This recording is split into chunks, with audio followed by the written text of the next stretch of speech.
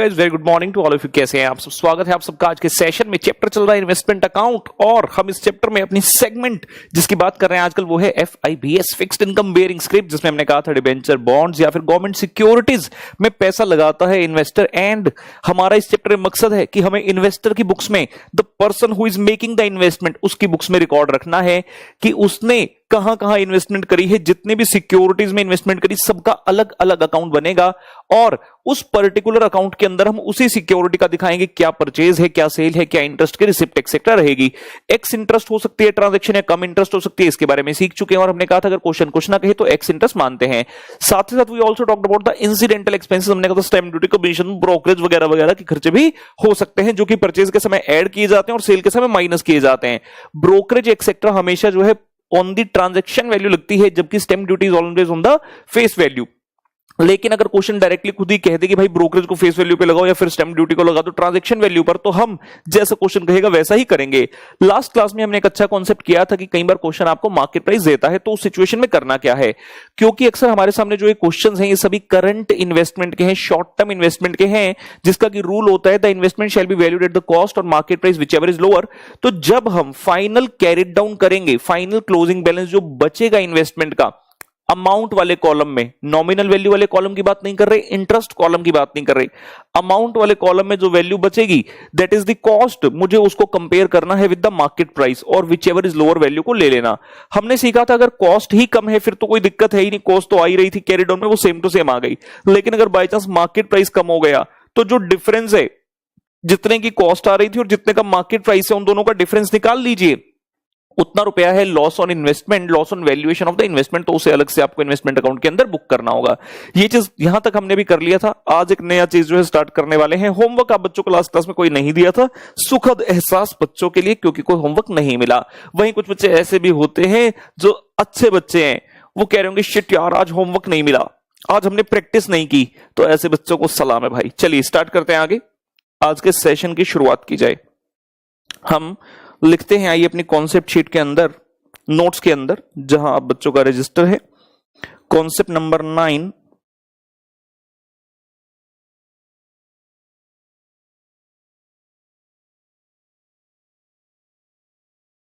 Concept number 9 FIBS लिखेंगे, FIBS hyphen interest dates and investors books closing date and investors books closing date not coinciding लिखेंगे जी। FIBS और सामने interest dates and books closing dates not coinciding.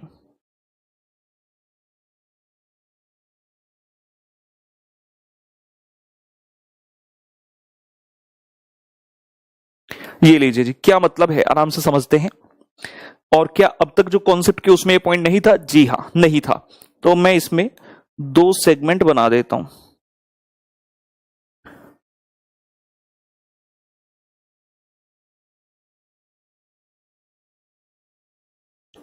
आराम से समझेंगे, अच्छा concept है।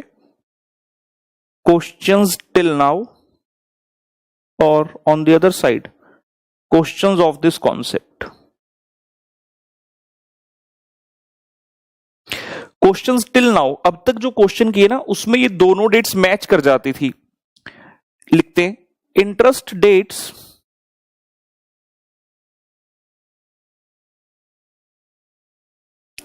And books closing date. किसकी बुक्स क्लोजिंग डेट? भाई इन्वेस्टर की, ठीक है ना, यहां गलती नहीं करनी। जिस कंपनी के आपने शेयर डिबेंचर ले रखे हैं, डिबेंचर की बात करें, FIBS चल रहा है, तो उसकी बुक्स कब क्लोज होती है इसकी बात नहीं कर रहे।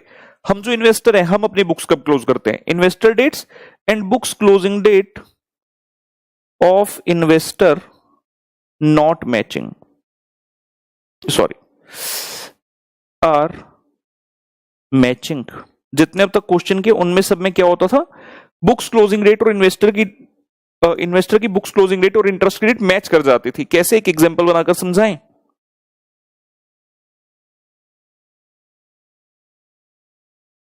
एग्जांपल,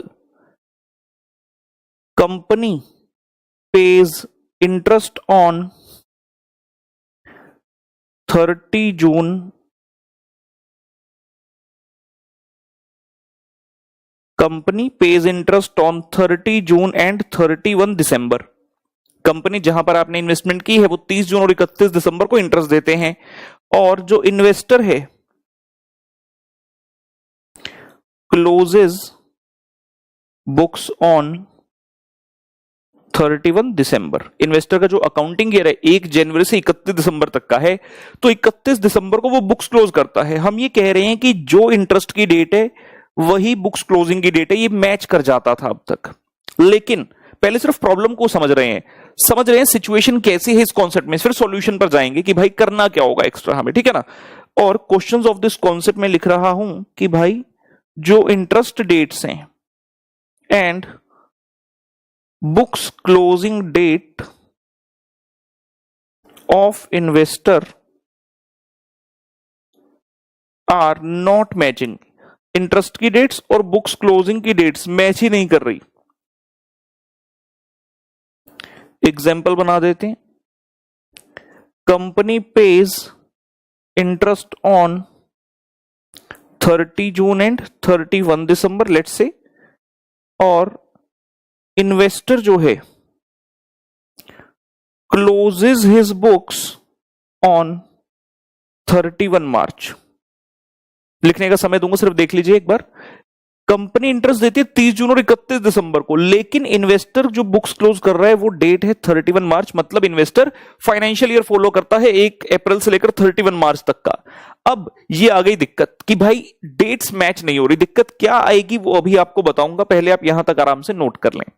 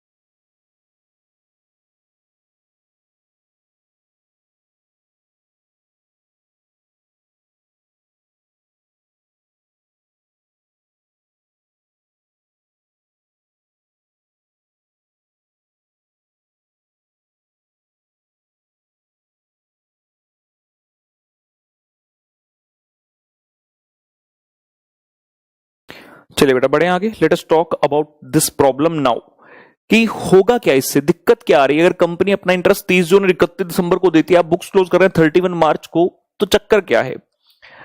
आपने एक मैचिंग कॉन्सेप्ट पढ़ा होगा जी कभी ना कभी, या सुना होगा मैचिंग कॉन्सेप्ट। उसके अकॉर्डिंग जो भी फाइनेंशियल ईयर आप फॉलो करते हैं, जो भी अकाउंटिंग ईयर आप फॉलो करते हैं, whether it is a financial year, calendar year etcetera, उस ईयर से संबंधित सारी इनकम आपको उसी ईयर में डालनी पड़ती है। क्या कहा मैंने, मैचिंग कॉन्सेप्ट के अकॉर्डिंगली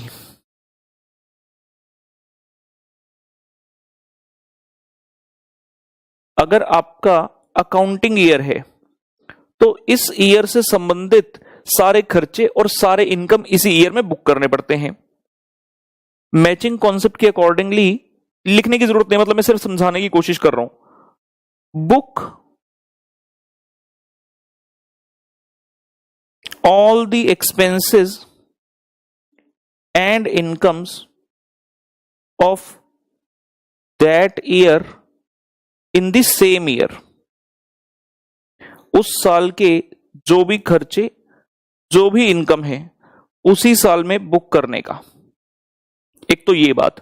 अब इसका क्या मतलब हुआ, expenses of that year in the same year, उसी साल के। मतलब यहां पर हम बात करें किसकी, एक्रूअल की। We are talking about the accrual.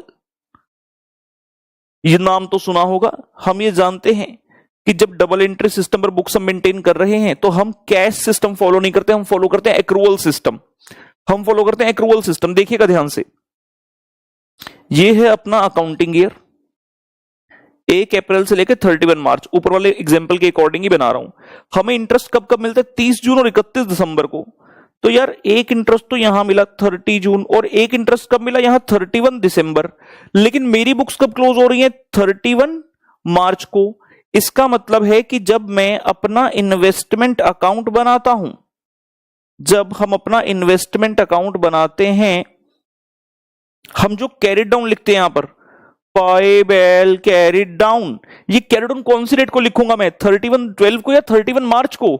मैं कौन हूं? इन्वेस्टर। मैं अपनी बुक्स कब क्लोज करता हूं? 31 मार्च को। तो भाई मैं यहां 31 मार्च को एंट्री कर रहा हूं। जितनी नॉमिनल वैल्यू है, जितना इंटरेस्ट है, जितना अमाउंट है, नॉमिनल वैल्यू जितनी है ठीक है, अमाउंट जितना है ठीक है, लेकिन we are talking about this thing. आपको लास्ट इंटरेस्ट कब मिला था? कंपनी से 31/12 को मिला लास्ट इंटरेस्ट, लेकिन मेरी बुक्स कब क्लोज हो रही हैं? 31 मार्च को। तो यार इस 3 महीने का जो इंटरेस्ट है, जनवरी, फरवरी और मार्च का, कौन से ईयर का बनता है? मेरे इस ईयर का बनता है, क्योंकि मेरी तो बुक्स 31 मार्च को क्लोज हो रही हैं। तो इस 3 मंथ्स का interest of these 3 months belongs to this year, ये इसी ईयर का इंटरेस्ट बनता है। मिलेगा कब? अगर मैं इस लाइन को थोड़ा सा आगे एक्सटेंड करूं तो यहां आएगी 30 जून। कंपनी से मुझे मिलेगा 30 जून को पूरे 6 महीने का, लेकिन 3 महीने का टिल 31 मार्च इन्वेस्टर कहता मेरा इसी ईयर का बनता है, क्योंकि एक्रूअल सिस्टम के अकॉर्डिंगली आप जब 31 मार्च को अपनी बुक्स क्लोज करेंगे, चाहे आपको ये इंटरेस्ट मिला नहीं है, लेकिन हमें पता है कि ये इंटरेस्ट इस पीरियड का मैं इतना कमा चुका हूं, जो कि थोड़े टाइम बाद 30 जून को मुझे मिल ही जाएगा। अब तक हम क्या करते थे? जब भी बैलेंस कैरी डाउन करते थे, जो ये वाले क्वेश्चन थे, क्वेश्चन टिल नाउ, वहां पर कैरिड डाउन में इंटरेस्ट नहीं आता था। क्यों? क्योंकि वहां पर जो इंटरेस्ट की डेट थी और बुक्स क्लोजिंग डेट मैच हो जाती थी। 31 दिसंबर को ही इंटरेस्ट मिला और 31 दिसंबर को ही कैरिड डाउन कर रहा हूं। लेकिन यहां दिक्कत हो गई, इंटरेस्ट कब मिला था लास्ट? 31 दिसंबर को, और 31 मार्च को बुक्स क्लोज कर रहा हूं। तो जो 3 महीने का इंटरेस्ट है वो अपने को यहां पर डालना होगा, वो अपने को यहां पर डालना होगा। So we are saying 3 months interest is accrued। 3 महीने कौन से? 1 जनवरी से लेके 31 मार्च तक का इंटरेस्ट है, जो वो मुझे इस पीरियड में ही बुक करना होगा। और क्योंकि ये कैरिड डाउन है, क्योंकि ये कैरिड डाउन है, तो ऑब्वियस सी बात है भाई, जब 1 अप्रैल को मैं इसे कहूंगा टू बैलेंस ब्रॉड डाउन, मेरी बात को समझने की कोशिश करेंगे, important, to balance brought down, nominal value, interest and amount note करने का समय मिलेगा। सिर्फ देखिए अभी आराम से इसे, nominal value, interest and amount. ये जो इंटरेस्ट है ये यहां पर भी तो आएगा। बड़ी सिंपल सी बात है यार, जो कैरी डाउन है वो ब्रॉड डाउन है। अब ये बताओ, क्वेश्चन ब्रॉड डाउन से स्टार्ट होता है कि कैरी डाउन से स्टार्ट होता है? क्वेश्चन क्या बताएगा आपको? ओपनिंग बैलेंस की क्लोजिंग बैलेंस? Opening balance. यार जब हम अपना इन्वेस्टमेंट अकाउंट बनाना स्टार्ट करेंगे, कैसे चालू होगा? टू बैलेंस ब्रॉड डाउन से। तो टू बैलेंस ब्रॉड डाउन जब आप लिखेंगे और क्वेश्चन ऐसा है जिसमें डेट्स मैच नहीं कर रही, तो आपको सबसे पहला जो वर्किंग नोट बनाना है वो इसी इंटरेस्ट के लिए बनाना है, वो इसी इंटरेस्ट के लिए आपको बनाना होगा। ठीक है ना? ये है इंपॉर्टेंट बात। अभी क्वेश्चन करेंगे उसमें डिटेल में जाएंगे, तब तक आप एक बार इसको थोड़ा नोट करिए जिसे मैंने किया हुआ है, समझ आ जाएगा रिवीजन के समय कुछ कुछ।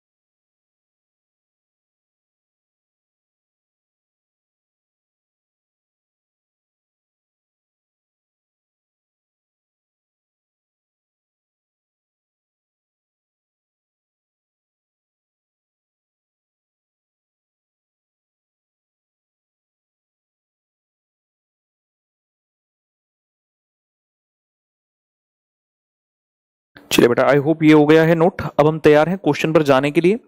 मेरे साथ आ जाएंगे प्रश्न नंबर 6 पर। क्लास पजल ओपन करेंगे, प्रश्न नंबर 6 पर आ जाएंगे जी। और ये क्वेश्चन है गए आरटीपी May 2016 ਦਾ RTP May 2016 ਵਿੱਚ ਇਹੀ क्वेश्चन पाया गया ਸੀ। Let us read the question. Following information is presented by Mr. Z, मतलब Mr. Z कौन हो गया जी? Investor, relating to his holding in 9% central government bonds. ठीक है, तो पैसा कहां लगा रखा? 9% सेंट्रल गवर्नमेंट बॉन्ड में। क्या हो गया जी? स्क्रिप्ट।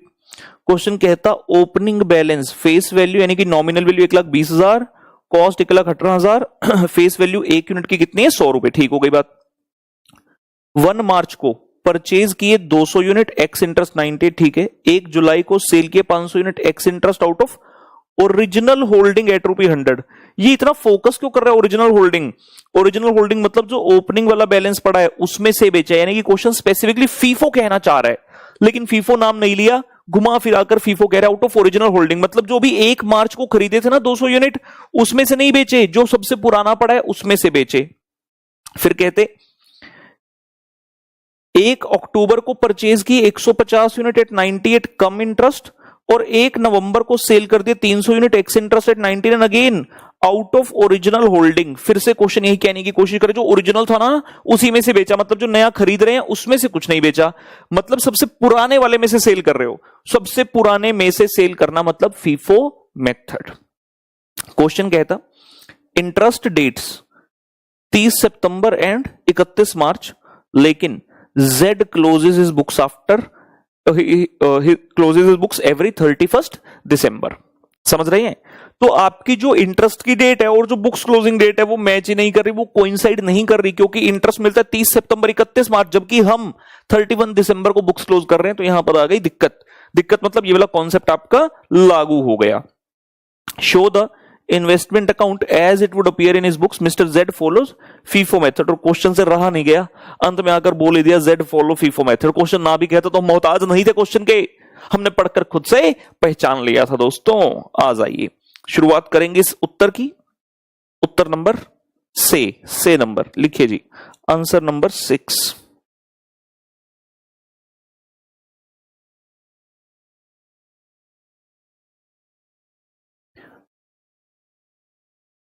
बुक्स ऑफ जेड है जी, बुक्स ऑफ जेड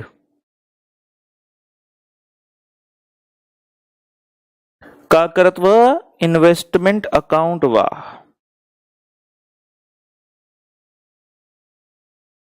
फ्रॉम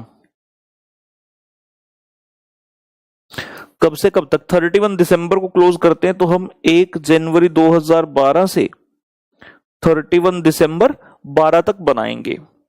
और किस चीज का है ये? सॉरी, किस चीज का है ये अकाउंट? स्क्रिप्ट क्या है? 9% सेंट्रल गवर्नमेंट बॉन्ड्स हैं। लिख लेंगे script 9% central government bonds. 9% central government bonds. Format ready करते हैं बेटा, आइए। Columns, date, particulars, nominal value, interest and amount. Date, particulars, nominal value,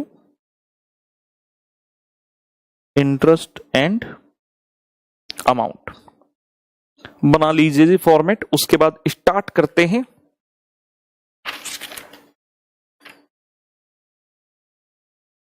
तुम क्या जानो मोहब्बत क्या है,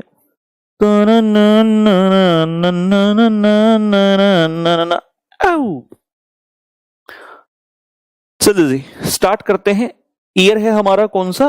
कैलेंडर ईयर। क्वेश्चन ने बोला इन्वेस्टर जो मिस्टर जेड है वो अपनी बुक्स क्लोज करते हैं 31 दिसंबर को हर साल। तो जो ओपनिंग बैलेंस है वो कौन सी तारीख पर आ रहा है? 1 January 12।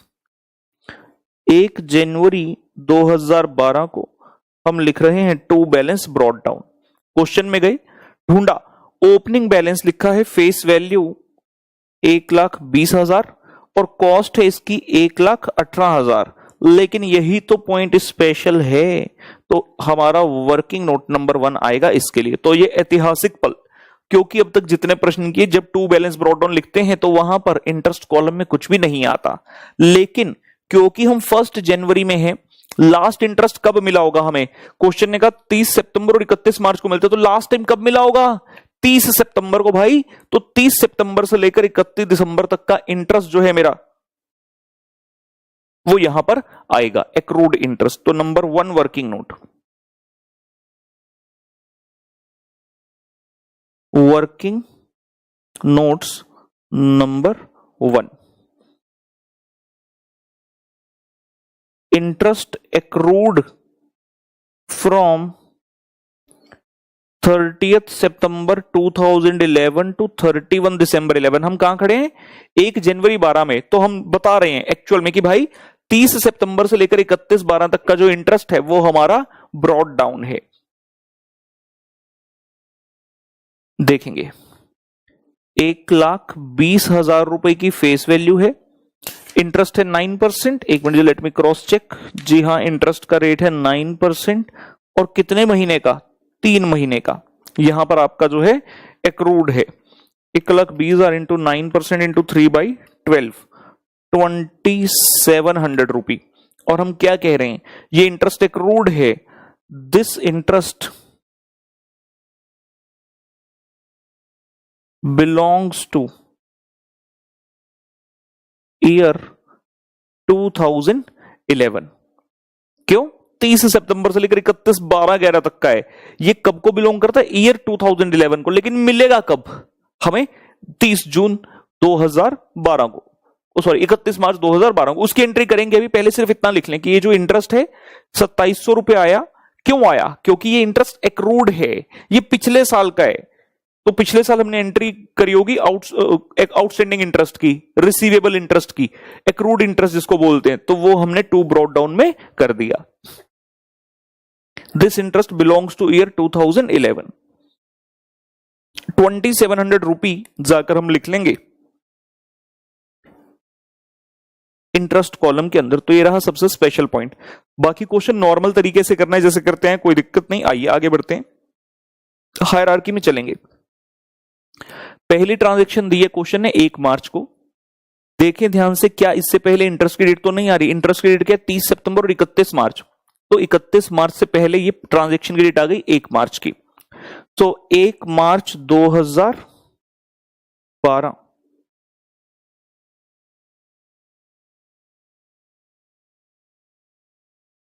To bank purchase. Question कहता है 200 यूनिट खरीदे।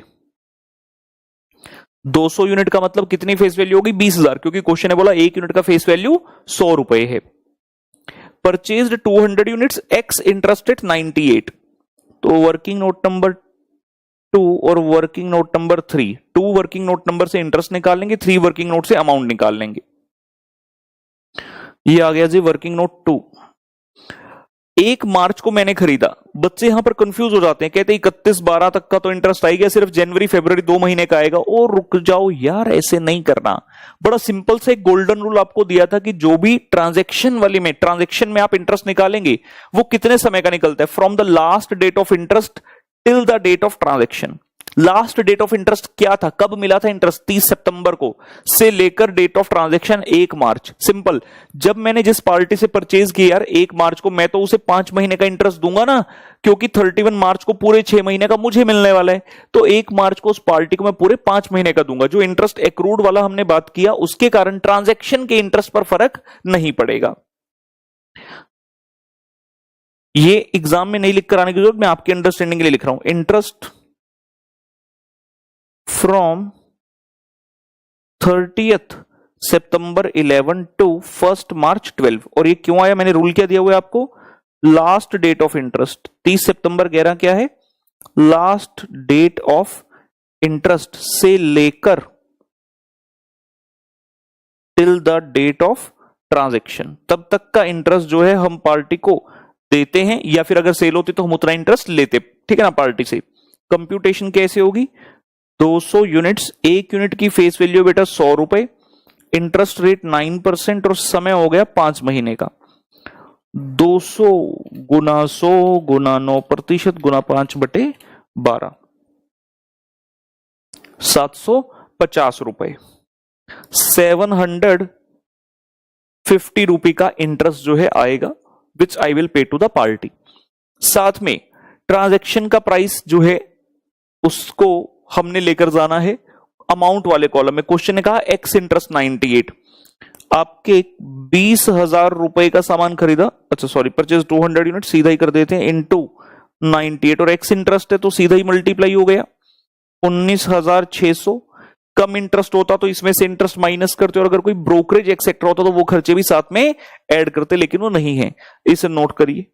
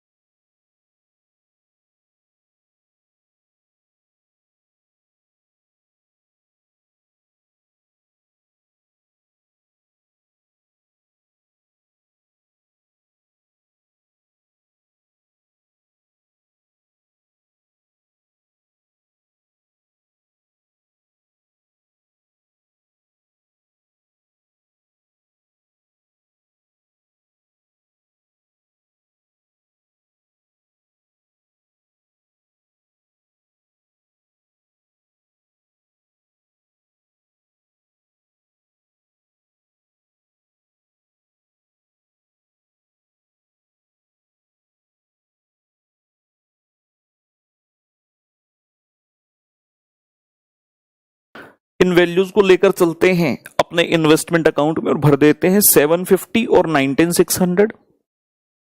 750 बेटा इंटरेस्ट कॉलम में और 19,600 आ गया अमाउंट कॉलम में। 1 मार्च 2012 तक हमने कर लिया। उसके बाद क्वेश्चन में देखा तो ट्रांजैक्शन की डेट है 1 जुलाई 2012, लेकिन उससे पहले बहुत कुछ हो रहा है, उससे पहले इंटरेस्ट की डेट है।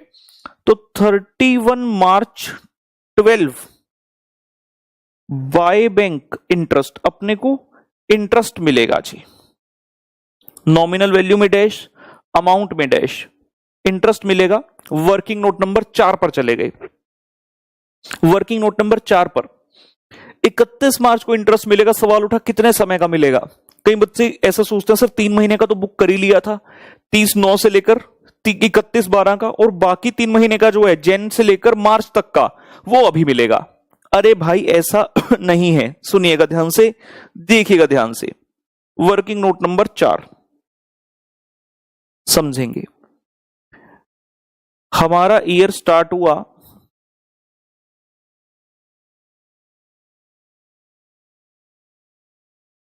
1 जनवरी से 31/12, और ये आई इंटरेस्ट की डेट 31 मार्च। लास्ट इंटरेस्ट कब मिला था? 30 सितंबर को। ध्यान से देखना मैं वर्डिंग क्या लिख रहा हूं। रिसिप्ट ऑफ इंटरेस्ट 30 सितंबर को होता है और रिसिप्ट ऑफ इंटरेस्ट 31 मार्च को होता है। इतनी बात समझ सकते हैं? कंपनी दो बार देती है इंटरेस्ट, 30 नौ और 31 मार्च को। इतनी बात समझ में आ गई। लेकिन हमारा ईयर यहां से यहां तक चलता है। ये है अपना अकाउंटिंग ईयर। अपना अकाउंटिंग ईयर तो ये 1 जनवरी से 31/12। ये जो 3 महीने का इंटरेस्ट है 30/9 से लेकर 1 जनवरी का, मैं इसके साथ एक बार ईयर भी लिख दूं, 1/1/12 से लेकर 31/12/12, तो ये पिछला साल चल रहा है। ये 30/9 कौन सी है? ये 11 है। ये 31 मार्च 12, तो 30/9/11 से लेकर 1 जनवरी 12, ये पीरियड जो है इसका interest, this interest belongs to year 2011। ये तो 2011 का बनता है, तो हमने इसको पिछले साल में बुक किया। So booked in previous year, booked in year 2011। सवाल ये उठता है सर बुक्ड का मतलब क्या है? बुक्ड का मतलब है बेटा for P and L purpose, क्योंकि ये इनकम आपकी पिछले साल की है। आज जाकर थोड़ा सा दिमाग और खुलेगा इन कॉन्सेप्ट्स का, जो कि काफी पहले सीखे थे कि भाई इनकम का आना एक चीज और इनकम को अर्न करना एक चीज। तो आपने पिछले साल में ही अक्टूबर नवंबर दिसंबर 3 महीने का इंटरेस्ट अर्न कर लिया था, तो आपने उसको एक्रू करके छोड़ दिया। लेकिन क्या वो मिला आपको? जी नहीं। मिलेगा कब? अब मिलेगा मुझे। I will get it now. ये ध्यान ये रखना है कि जो यहां पर रिसिप्ट ऑफ इंटरेस्ट हो रही है, जो ये रिसिप्ट ऑफ इंटरेस्ट है, ये पूरे 6 महीने की होगी। कब से कब तक? 1 अक्टूबर 11 से लेकर, क्योंकि लास्ट इंटरेस्ट कब मिला था? 30/9/11 को, तो 1 अक्टूबर 11 से लेकर 31 मार्च 12, ये पूरा 6 महीने का इंटरेस्ट अपने को आज ही मिलेगा। लेकिन 3 महीने का इसमें से पिछले साल का, तो तुमने पिछले साल में ही बुक कर दिया। अगर आप ध्यान से सोचें, जब मैंने आपको ये कॉन्सेप्ट सिखाया, आई सेड कि आप यहां पर बाय बैलेंस कैरी डाउन में इंटरेस्ट डाल देंगे, जितना भी आपका इंटरेस्ट एक्रूड है। और जब आप पिछला ईयर एंड करते हैं, आप बच्चे जानते हैं कि हम यहां पर लिखते हैं to P and L interest transfer, क्योंकि 3 महीने का आपने उसी साल में बुक कर लिया, तो लॉजिकली और आइडियली वो उसी साल की बैलेंसिंग फिगर में आ गया और वो पिछले साल के पी एंड एल में ही चला गया। रीजन बिंग, क्योंकि वो इंटरेस्ट 3 महीने का उसी ईयर का बनता था। सिमिलरली हमने जब यहां पर ये टू ब्रॉट डाउन लिखा 2700 रुपए, ये जो ब्रॉट डाउन 2700 रुपए लिखा है, इसका मतलब ये पिछले साल के पी एंड एल में जा चुका है। और मैंने यहां पर ये बताया this interest belongs to year 2011 and it has been, लिख सकते हैं यहां, it has been taken to P and L of year 2011। ये पिछले साल का है, तो पिछले साल के पी एंड एल में ही लेकर जाया जा चुका है। क्योंकि हम जानते हैं जब इन्वेस्टमेंट अकाउंट बनाते हैं, जितना भी इंटरेस्ट क्रेडिट साइड पर है माइनस डेबिट साइड का करते हुए to P and L interest transfer, तो ये पिछले साल का था ना, मैचिंग कॉन्सेप्ट और एक्रूअल के हिसाब से, तो इसको हम पिछले साल में बुक कर चुके। लेकिन रिसिप्ट नहीं हुई थी भाई, रिसिप्ट आज ही होगी। बच्चे कंफ्यूज ये होते हैं कि सिर्फ 3 महीने का इंटरेस्ट मिलेगा, जो कि गलत है। इंटरेस्ट पूरे 6 महीने का मिलेगा। फर्क सिर्फ इतना है कि पिछले 3 महीने का जो है, जो पिछले साल के 3 महीने थे, वो पिछले साल में बुक हो गया। लेकिन जो 3 महीने करंट ईयर के हैं, वो इसी ईयर के पी एंड एल में जाएगा। तो ये वाली जो चीज है 1 जनवरी से 31 मार्च 12, इसके बारे में यहां लिख दूं, this interest from 1 January 12 to 31 March 12 belongs to year 2012, so has to be booked in, has to be booked in year 2012। Note करें।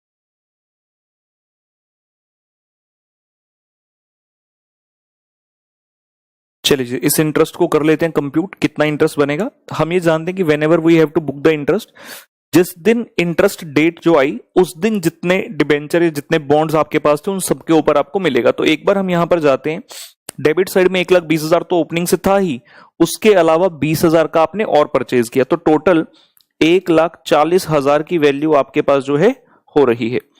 टोटल 1,40,000 की फेस वैल्यू। तो हम कहेंगे भाई 1,40,000 इंटू 9% इंटू 6/12, और ये 1,40,000 कैसे आया, 1,20,000 ब्रॉड डाउन था और 20,000 वाला हमने परचेज किया था। 1,40,000 इंटू 9% इंटू 6/12, 6,300 रुपी का बेटा इंटरेस्ट जो है आपको रिसीव होगा। 6,300 रुपी का इंटरेस्ट अपने को रिसीव होगा।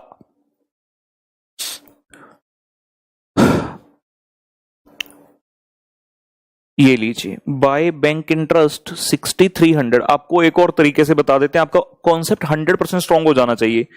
अगर आप देख रहे हैं हमने ब्रॉड डाउन में 2,700 लिखा और बाय इंटरेस्ट में 6,300 लिखा, जो ये 20,000 है इसके बारे में दिक्कत नहीं है, इसका तो एक बार मैंने परचेज कर लिया तो इसका तो 6 महीने का मुझे ही मिलना है। हम बात कर रहे हैं इसकी 1,20,000 वाले की। ध्यान से सुनिएगा, अगर मैं इसकी बाइफर्केशन करूं एक बार, ये फिर से सिर्फ अंडरस्टैंडिंग का पार्ट आ रहा है। हमने लिखा था टू बैलेंस ब्रॉड डाउन 1,20,000, 2,700 और 1,18,000, और फिर यहां पर आया टू बैंक परचेज 2,750 और 19,600। फिर हमने अभी अभी कहा बाय बैंक इंटरेस्ट 6,300 और डैश। एक बार इस 6,300 की बाइफर्केशन कर देते हैं, ये तो टोटल 1,40,000 पर है ना, इसमें से ब्रॉड डाउन वाला अलग कर दो, परचेज वाला अलग कर दो। अगर सिर्फ ब्रॉड डाउन वाले की बात करूं, 1,20,000 9% 6/12 कितना रुपए आ जाता है, 1,20,000 का 9% हो गया जी 12 निम्मी 108, 12 में 108 ते आ गया जी 5400, 5,400। और ये कितना आ जाएगा, ये है 20,000 रुपए, 20,000 है, कितने यूनिट्स लिए थे 200, ठीक है। 20,000 रुपए की फेस वैल्यू, 9% 6/12, तो इसका इंटरेस्ट कितना मिला मेरे को, 900 रुपी। जो ये परचेज वाला, इसकी बात तो अपने को कोई टेंशन नहीं है, जो ये वाला 5,400 है, क्योंकि हम इसी के बारे में कह रहे हैं कि ये तो पिछले साल भी था आपके पास, तो 3 महीने का तो पिछले साल में बुक हो गया। अगर अभी आप देखें, मैंने क्रेडिट साइड पर लिखा 5,400। कुछ बच्चों के मन में आ सकता है यार, जब हमने क्रेडिट साइड पर 5,400 लिखा तो डेबिट साइड में बैलेंसिंग फिगर जब निकालेंगे तो ये 5,400 टोटल हुआ है क्रेडिट साइड पर, और ये तो पूरे 6 महीने का है, जबकि सर ये कह रहे थे कि सिर्फ 3 महीने का इस ईयर में जाएगा, 1 जनवरी से 31 मार्च का। तो अगर आप देखें, ऑलरेडी डेबिट पड़ा है 2,700 और आपने क्रेडिट किया 5,400, तो भाई यहां से क्या समझ में आया, नेट क्रेडिट कितना है 2,700, जो कि बनता है सिर्फ 3 महीने का इंटरेस्ट। तो यहां से फिर से हमें ये चीज सीखने को मिलती है कि 3 महीने का इंटरेस्ट पहले बुक हो गया था और बाकी 3 महीने का ही मेरे करंट ईयर के P&L में जाएगा। क्योंकि जब आप यहां पर 2 P&L इंटरेस्ट ट्रांसफर की वैल्यू निकालेंगे तो क्रेडिट साइड से तो 5,400 टोटल हुआ, लेकिन डेबिट साइड से 2,700 माइनस हो गया, तो सिर्फ नेट 2,700 3 महीने का इंटरेस्ट ही मेरे इस ईयर में आएगा। ठीक है ना। जिन बच्चों को और क्लैरिटी चाहिए थी मैंने उनके लिए ये बता दिया, जिन बच्चों को पहले समझ आ गया था छोड़ दें, भूल जाएं कि सर ने ऐसा कुछ बताया भी है। ठीक है ना, और इसे नोट करने की आवश्यकता नहीं है, ये सिर्फ आपको समझाने के लिए था। अब हम अपने प्रश्न में आगे बढ़ते हैं। तो 31 मार्च को इंटरेस्ट मिला, ये पूरी चीज हमने खत्म करी। उसके बाद क्वेश्चन में गए, देखा तो ट्रांजैक्शन है 1 जुलाई 2012 को किस चीज की, सेल की। आ जाइए, 1 जुलाई 2012 बाय बैंक सेल। क्वेश्चन कहता 500 यूनिट सेल किए। 500 यूनिट सेल करने का मतलब फेस वैल्यू बेटा 50,000, 1 यूनिट होता है 100 रुपए का, और एक्स इंटरेस्ट बेचा एट 100 रुपी, लेकिन हमें कंप्यूटेशन करनी होगी इंटरेस्ट की और अमाउंट कॉलम की। तो वर्किंग नोट नंबर 5 और working note number 6। Working note number 5 पर आ गए। 500 यूनिट हैं, 1 यूनिट का फेस वैल्यू 100 रुपए, 9% का इंटरेस्ट रेट मल्टीप्लाई, किस डेट की ट्रांजेक्शन है, 1 जुलाई। लास्ट इंटरेस्ट कब मिला, 31 मार्च को। उसके बाद मंथ्स काउंट करो जी, अप्रैल, मई, जून, जुलाई। जुलाई की तो फर्स्ट डेट है तो जुलाई काउंट नहीं होगा। अप्रैल, मई, जून, 3 महीने का इंटरेस्ट।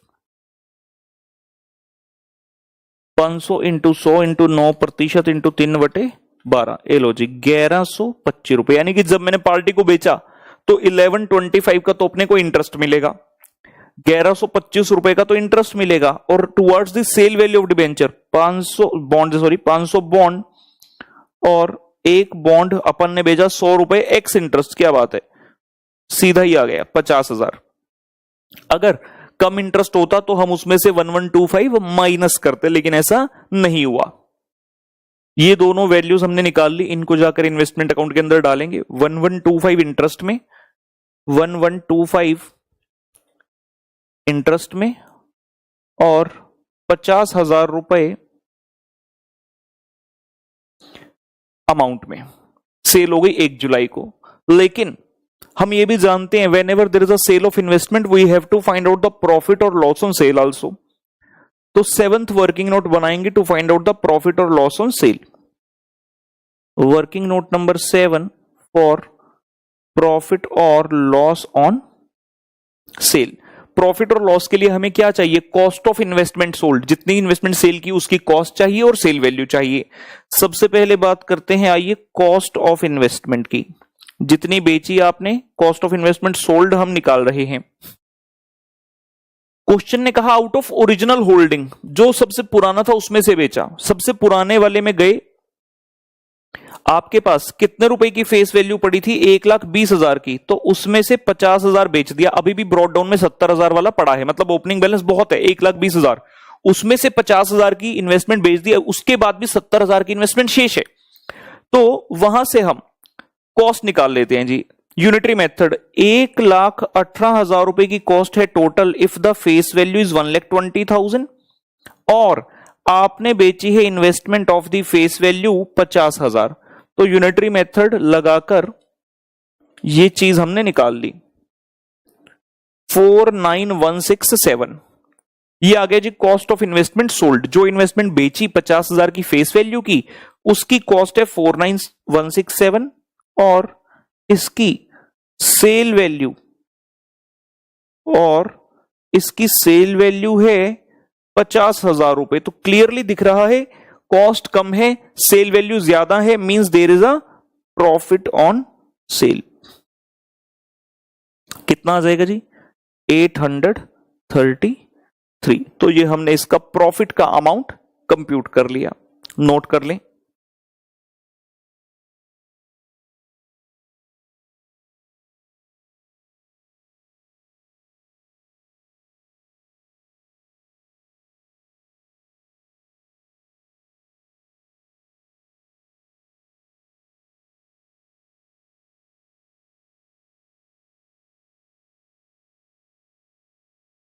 ये 833 की वैल्यू लेकर चले जाएंगे और इन्वेस्टमेंट अकाउंट में भर देंगे on this date which is 1 July 2012। To P&L profit on sale 833, to P&L profit on sale 833। 1 जुलाई 2012 की ट्रांजैक्शन कंप्लीट हुई। उसके आगे क्वेश्चन कहता जी 1 अक्टूबर को आपने फिर से परचेज किया, लेकिन ठहरो 1 अक्टूबर से पहले तो इंटरेस्ट की डेट आ गई 30 सितंबर।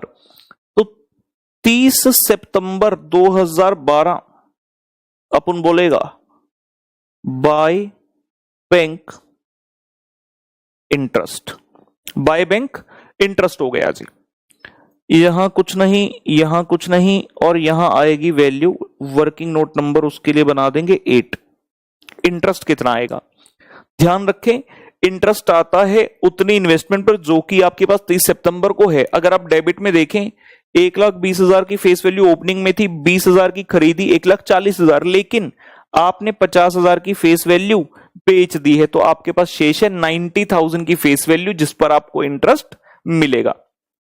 सो वर्किंग नोट नंबर 8,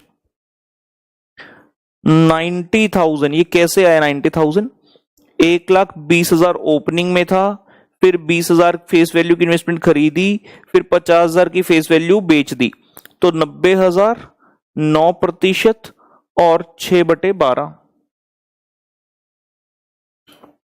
4050 ये इंटरेस्ट बेटा मिलेगा। 30 सितंबर को 4050 का इंटरेस्ट रिसीव होगा जेड को from this 9% central government bonds. यही नाम है इसका, यही नाम है 9% central government bonds.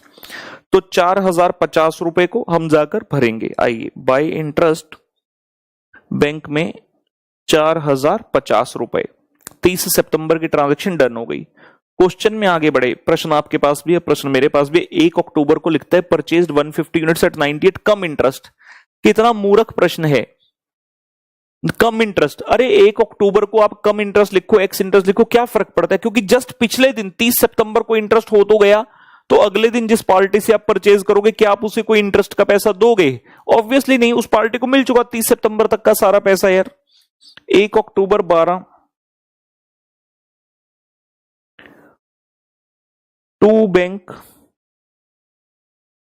Purchase 150 unit खरीदे, यानी कि फेस वैल्यू है 15,000। इंटरेस्ट नहीं बन रहा, लेकिन हम उसको लिखकर जरूर बता देंगे कि भाई नहीं बन रहा। तो वर्किंग नोट नंबर मैंने 9 डाल ही दिया इसके लिए। Working note number 9, as the previous interest was given by company, as previous interest was given by government, central government bond है ना, on 30th September 12, so no interest arises in the transaction on, no interest arises in the transaction on 1st October 12। हमने क्या लिखा, मैं बोल देता हूं, as the previous interest was given by government on 30 September 2012, so no interest arises in the transaction on 1 October 12। जब transaction होती है तो उसमें कौन सा इंटरेस्ट आता है? Interest from last date of interest से लेकर डेट ऑफ ट्रांजैक्शन। 30 सितंबर 12 से 1 अक्टूबर तक का इंटरेस्ट। अरे मजाक है क्या? नहीं आएगा।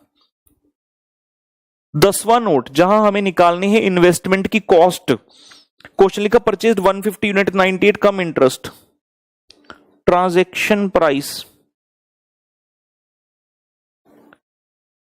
कम इंटरेस्ट 150 यूनिट खरीदे 98 रुपए के, 14,700 माइनस, क्योंकि कम इंटरेस्ट है तो माइनस इंटरेस्ट, वो तो इसमें है नहीं, बाय चांस नील है। अगर होता तो माइनस जरूर होता। तो 14,700 रुपए, यही प्राइस हमारा एज इट इज ट्रांजैक्शन का आ जाएगा अमाउंट कॉलम के अंदर। लेकिन लिखना ऐसे है, कम इंटरेस्ट है तो बताने की भाई माइनस इंटरेस्ट करना पड़ेगा, चाहे यहां बेशक नील ही क्यों ना हो। 14,700। ठीक है दोस्तों। यारों दोस्ती बड़ी ही हसीन है, जो ला ला ला ला ला ला ला।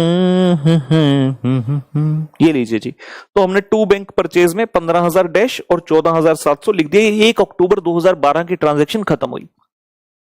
आगे बढ़े क्वेश्चन में। तो 1 नवंबर 2012 को ट्रांजैक्शन है। 1 नवंबर 2012 को क्वेश्चन कहता sold, so by bank sale 300 unit बेच दिए। 300 गुना 100 30,000 की हो गई face value. Ex interest at 99 out of original holding 11 से 12। वर्किंग नोट 11 में इंटरेस्ट निकाल देंगे, वर्किंग नोट 12 में अमाउंट निकाल देंगे कि सेल के प्रति कितना अमाउंट हमें मिला। तो 11 नंबर वर्किंग नोट, डेट है 1 नवंबर, 300 यूनिट 100 रुपए का एक, 9% इंटरेस्ट। 1 नवंबर को मैंने बेचा तो कितने महीने का इंटरेस्ट मिलेगा? लास्ट इंटरेस्ट कब था? 30 सितंबर। अब है 1 नवंबर, तो बीच में एक ही महीना आया अक्टूबर, तो 1/12 300 इंटू 100 इंटू 9% बटे 12 225 225 रुपए हमें इंटरेस्ट के मिलेंगे in this transaction of sale. और अमाउंट कॉलम में कितना आएगा? आपने 300 यूनिट बेचे 99 पर एक्स इंटरेस्ट, तो सीधा ही अमाउंट आ गया जी 29,700 29,700 ये अमाउंट जाकर हम भरेंगे ऊपर सेल के ट्रांजैक्शन में 225 इंटरेस्ट में और 29,700 अमाउंट में। 225 इंटरेस्ट में 29,700 अमाउंट कॉलम में। ये 1 नवंबर 2012 को कर दिया बाय बैंक सेल। उसके बाद क्योंकि सेल की ट्रांजैक्शन है तो प्रॉफिट और लॉस निकालना भी बनता है, तो 13 number working note 13 number for profit और loss on sale. FIFO method कहा क्वेश्चन ने, और ये भी लिखा आउट ऑफ ओरिजिनल होल्डिंग बेचा है, और हमें ये पता है ओरिजिनल होल्डिंग में 1,20,000 का था, 50,000 का सेल करने के बावजूद भी 70,000 रुपए की इन्वेस्टमेंट ओपनिंग में पड़ी है, और आपने जो ये 30,000 बेचा फेस वैल्यू का, ऑब्वियसली ये उसी में से है, ठीक है ना। तो ओपनिंग की कॉस्ट में से ही इसे निकालेंगे, तो हम कहेंगे cost of investments is equal to, हम कहेंगे cost of investments is equal to 1,18,000 की कॉस्ट है, जब टोटल है 1,20,000 की फेस वैल्यू, हमने बेची 30,000 की फेस वैल्यू, तो कितना हुआ प्रोपोर्शनेट? 29,500 29,500 रुपए की प्रोपोर्शनेट कॉस्ट बन रही है। और सेल कितने में किया? सेल वैल्यू ऑफ इन्वेस्टमेंट वो भी अभी ऊपर निकाला था 29,700 में भाई, तो क्या लगता है 29,500 की कॉस्ट थी, 29,700 में बेच दिया, 200 रुपए का मुनाफा है, तो प्रॉफिट है 200 रुपए। सेल पर प्रॉफिट हुआ 200 रुपए का जी। इन्वेस्टमेंट अकाउंट में जाकर लिखेंगे इसे प्रॉफिट 200 रुपी।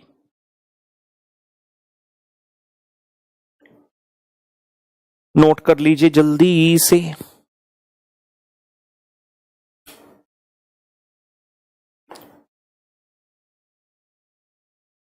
छेती छेती छेती छेती छेती छेती ये लीजिए जी। तो हम यहां गए 1 नवंबर 2012 को 2 P&L प्रॉफिट ऑन सेल 200 रुपए। तो हर वर्किंग नोट नंबर 13 बा वर्किंग नोट नंबर 13 में डाल दिया 200 रुपए। 2 P&L profit on cell done हुआ। सेल की ट्रांजैक्शन भी कंप्लीट हुई। हम अब आ गए अंतिम डेट पर और लिखा था Z closes books after every 31 December. तो हम 31 दिसंबर 12 को पहुंच गए बाय बैलेंस कैरिड डाउन करेंगे। बाय बैलेंस कैरिड डाउन का रूल हमें मालूम है, टोटलिंग की जाती है और कुछ बैलेंसिंग फिगर्स आती हैं। जरा ध्यान से देखें, जब क्वेश्चन में interest date is not coinciding with the books closing date, तो हमें ये श्योर है कि एक और इंटरेस्ट कैरिड डाउन में आएगा। आपको लास्ट इंटरेस्ट कब मिला? क्वेश्चन के हिसाब से 2 बार मिलता है, 30 सितंबर 31 मार्च। तो लास्ट कब मिला? 30 सितंबर, लेकिन हम कहां 31 दिसंबर। तो यार 3 महीने का इंटरेस्ट तो बन गया ना, उसे तो मैं यहां पर बुक करूंगा, उसे तो हम यहां पर बुक करेंगे, तभी तो वो 2 ब्रॉड डाउन में जाएगा। तो पहले कैरी डाउन करना होगा। हम यहां पर जब इंटरेस्ट निकालते हैं तो क्या करना होगा? जितनी इन्वेस्टमेंट आपके पास है 31 दिसंबर को, उसी के ऊपर तो इंटरेस्ट निकालेंगे आप। तो हम क्या करते हैं, इस कैरिड डाउन का फेस वैल्यू निकाल लेते हैं पहले। नॉमिनल वैल्यू ये वाली चीज सबसे पहले निकाल लेते हैं। इतनी कैरिड डाउन में नॉमिनल वैल्यू मतलब इतने रुपए के ऊपर ही तो इंटरेस्ट बुक करूंगा 31 दिसंबर को। सो हम डेबिट साइड में गए, एक 20, 20 और 15 टोटल हो गया 20, 40 ते 15 1,55,000 ਤੇ ਆਪਾਂ ਇੱਥੇ ਵੀ ਲਿਖ ਲਿਆ 1,55,000 ਤੇ ਇਸ ਵਿੱਚੋਂ ਆਪਾਂ ਮਾਈਨਸ ਕਰਤਾ 80,000, ਇਹ ਆ ਗਿਆ ਜੀ 75,000। 75,000 अमाउंट कॉलम का करना है, उसका भी टोटल कर लेते हैं साथ साथ। 1,18,000, 19,600, 833, 14,700 और 200, 15,3333।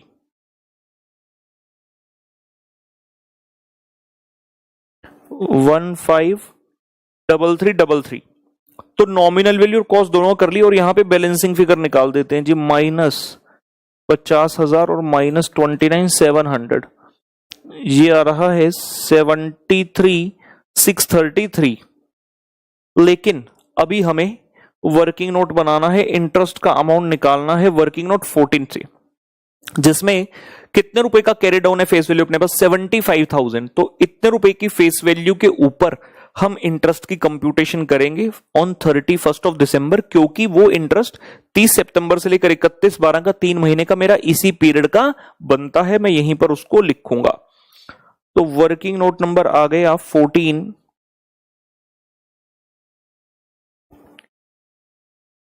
हम ये कह रहे हैं भाई, इंटरेस्ट फ्रॉम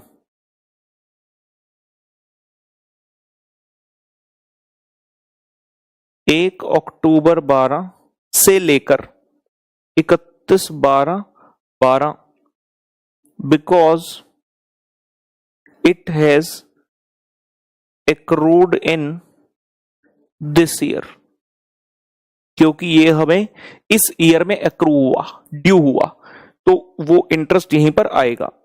75,000 रुपी का फेस वैल्यू, 9% का इंटरेस्ट और 3 मंथ्स। 75,000 9% फॉर 3 मंथ्स बेटा 1687.5 आता है। 1687.5 तो हम इसे राउंड ऑफ करके 1688 बना देते हैं। तो 1688 का इंटरेस्ट हमारा इसी ईयर में बुक होना चाहिए, तो हम यहीं पर इसको डालेंगे। लिख लीजिए 1688। इन्वेस्टमेंट अकाउंट में जाकर इसे लिखेंगे और बैलेंसिंग फिगर जो आएगी इंटरेस्ट की, that shall be transferred to the P&L। लिख लीजिए यहां तक।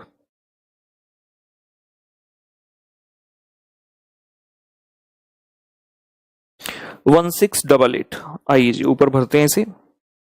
1688 over here, by balance carry down के सामने इंटरेस्ट लिखा और ये स्पेशल पॉइंट है इसलिए इसको हाईलाइट कर दिया। टोटल करते हैं इंटरेस्ट का 6300, 1125, 4050, 225 और 1688। क्रेडिट साइड का टोटल 13388। 13388 डेबिट साइड का टोटल में भी डाल दिया और माइनस कर दिया इसमें से 2700 एंड 750 जो कि डेबिट साइड पर था। सो 31/12/12 को, 31/12/12 को टू P&L इंटरेस्ट ट्रांसफर 9938।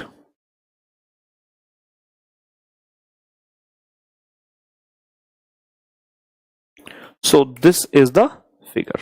चलिए जी, कुछ रह गया तो कंप्लीट करें।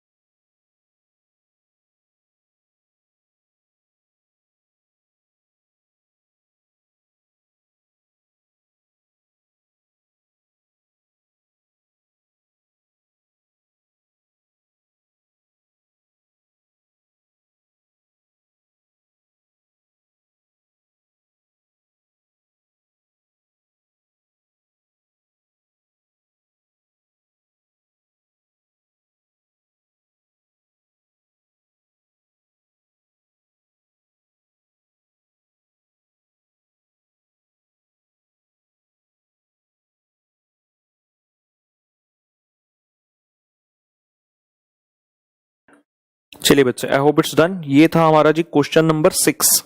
आगे बढ़ते हैं। 6 के बाद मेरे साथ आ जाएंगे क्वेश्चन नंबर 9 पर। Let us all come to question 9।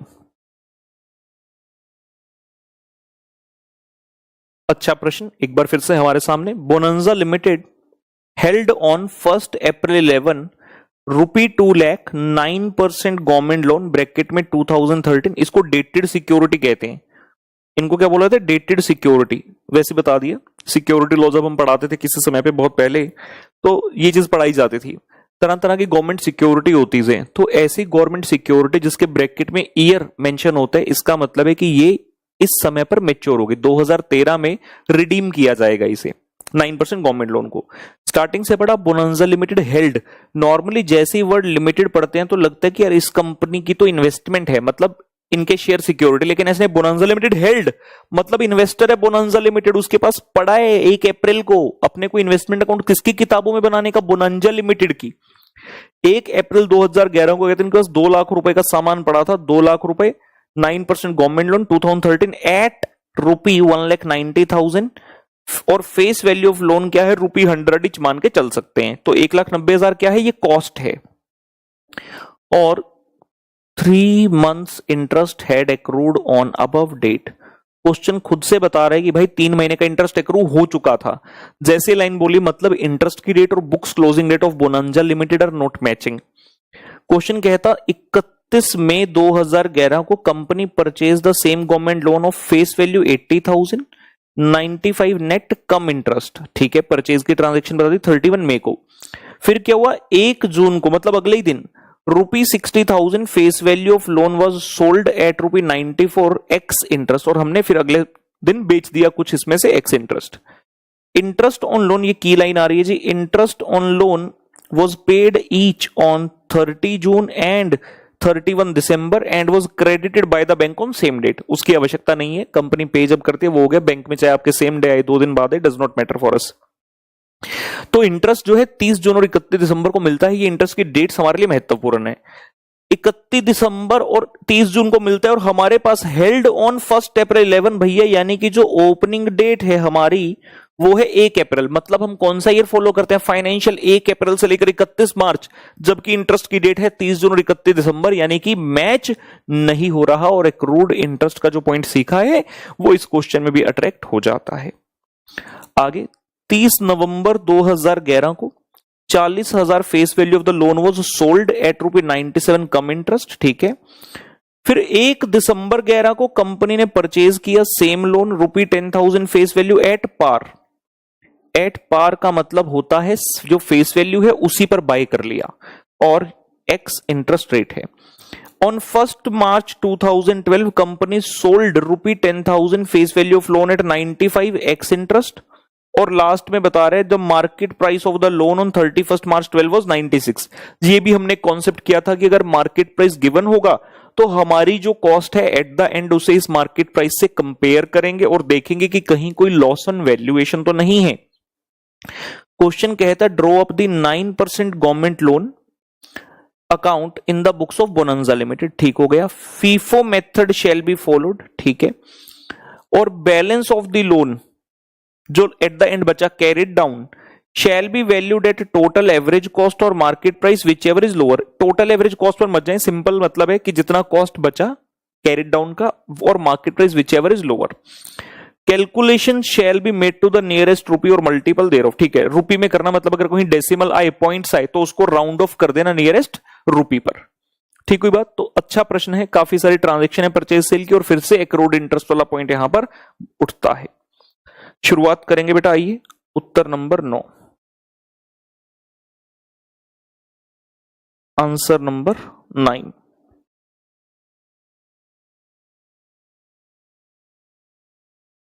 Books of bonanza limited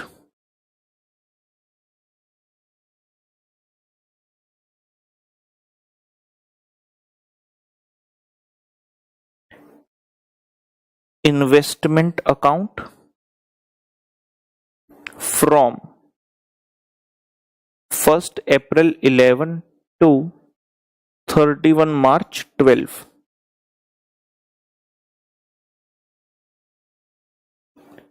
script क्या है जी? 9% गवर्नमेंट लोन 2013। ठीक है जी, ये तो स्टार्टिंग हो गई फॉर्मेट का पार्ट। और अब फॉर्मेट में जो कॉलम्स बनते हैं उन्हें बनाते हैं। आइए, date, particulars,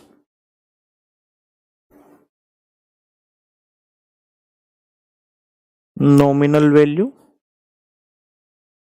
interest and amount. Date, particulars, nominal value बेटा, इंटरेस्ट और अमाउंट। फॉर्मेट रेडी है, यहां तक पहुंचे, उसके बाद आगे बढ़ते हैं।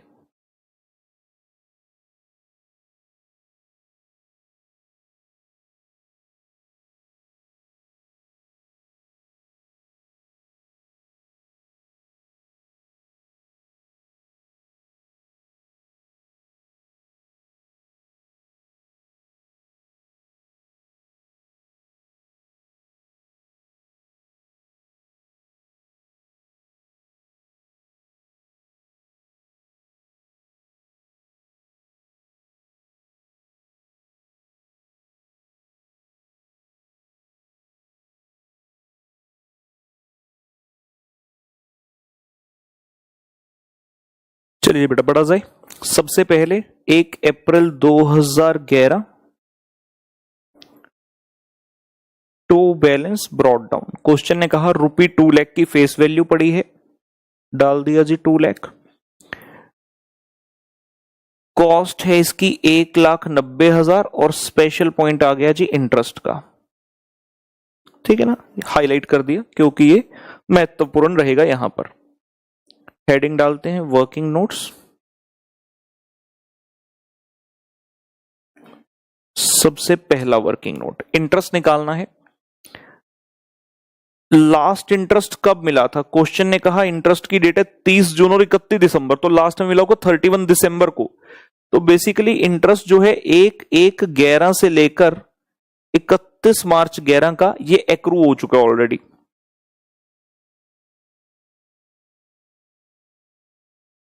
तो ये हमने पिछले साल में बुक किया होगा क्योंकि हम अपनी बुक्स कब क्लोज करते? 31 मार्च को। तो यार वहां हमने लिखा होगा बाय बैलेंस कैरिड डाउन, तो अब मुझे वो टू ब्रॉड डाउन में लाना पड़ेगा क्योंकि ये पिछले साल को बिलोंग करता था, इसलिए हमने पिछले साल में बुक किया। कितने रुपए? आपका जो फेस वैल्यू है वो है 2 लाख इस 9% गवर्नमेंट लोन का, 9% का रेट ऑफ इंटरेस्ट और 3 months.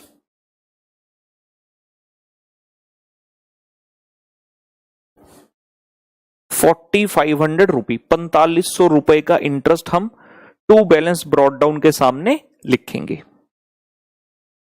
Interest from 1 January to 31 March accrued already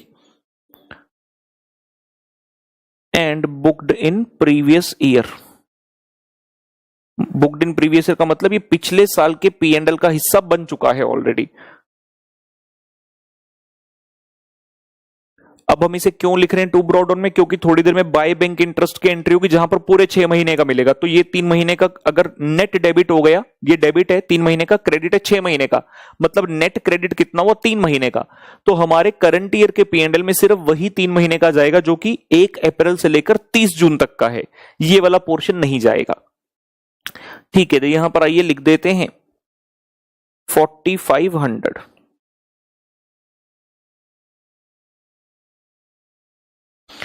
1 April 11 को हमने इंटरेस्ट डेबिट कर लिया 3 महीने का यहां पर, और जो मैंने कहा थोड़ी देर बाद 30 जून को जब मिलेगा तो 6 महीने का क्रेडिट होगा। इसका मतलब नेट क्रेडिट कितना हुआ? 3 महीने का, तो आपके P&L में 3 महीने का जाएगा इस ईयर के। सेम कॉन्सेप्ट जो पहले थोड़ी देर पहले किया था पिछले प्रश्न में वही है। उसके बाद गए क्वेश्चन में देखते हैं अगली ट्रांजैक्शन कब है। क्वेश्चन लिखते हैं 31 मई को आपने परचेज किया, इंटरेस्ट की डेट कब है? 30 जून, अभी दूर है तो पहले ट्रांजैक्शन हो जाएगी। 31 मई 2011 कंपनी परचेज्ड, तो टू बैंक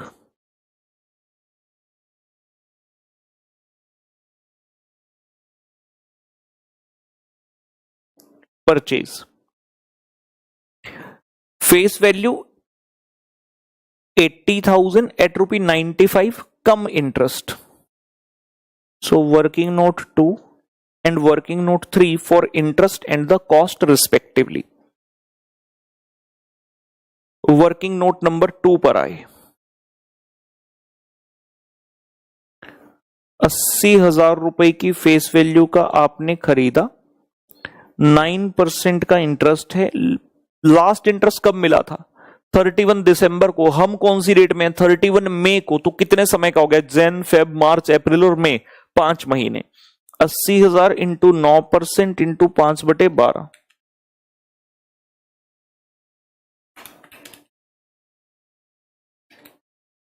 3,000. तो 3,000 रुपए का इंटरेस्ट हम देंगे. परचेज की ट्रांजैक्शन है. आई will pay ₹3,000 it is interest to buyer. क्योंकि 31 मई तक उसके पास थे तो 5 महीने का उसका बनता है. मुझे तो थोड़ी देर बाद पूरे 6 महीने का मिल ही जाएगा ना कंपनी से, गवर्नमेंट से. और वर्किंग नोट 3 में अमाउंट निकालेंगे. कॉस्ट जो है इसकी, ट्रांजैक्शन प्राइस जो कि कम इंटरेस्ट है. ट्रांजैक्शन प्राइस कम इंटरेस्ट कितना है? 80,000 रुपए इंटू 95%, 76,000. लेकिन क्योंकि आप कम इंटरेस्ट हो तो आप में से हम इंटरेस्ट को भी माइनस करेंगे. ठीक है बच्चों? यस सर, ठीक है सर. लिखिए, सौरभ कसम यही खाऊंगा, कितने वादे यार उमरा निभाऊंगा.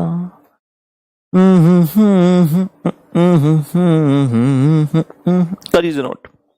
3,000 रुपए का इंटरेस्ट और 73,000 की कॉस्ट, जिसे हम जाकर इन्वेस्टमेंट अकाउंट में भरेंगे भरेंगे भरेंगे.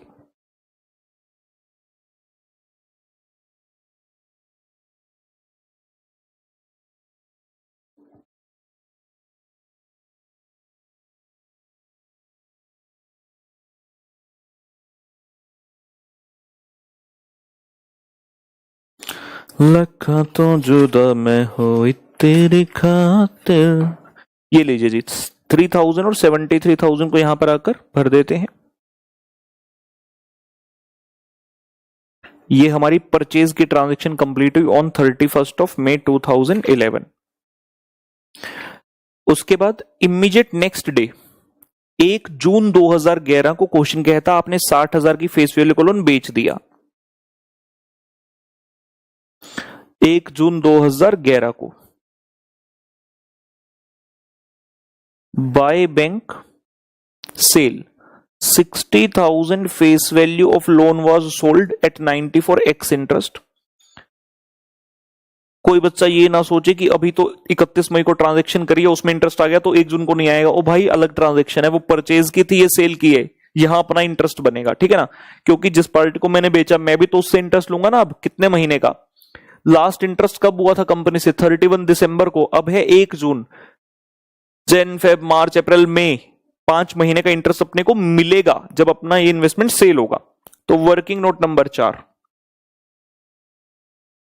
कितने का बेचा अपन ने? 60,000 फेस वैल्यू का इंटू 9% इंटू 5/12,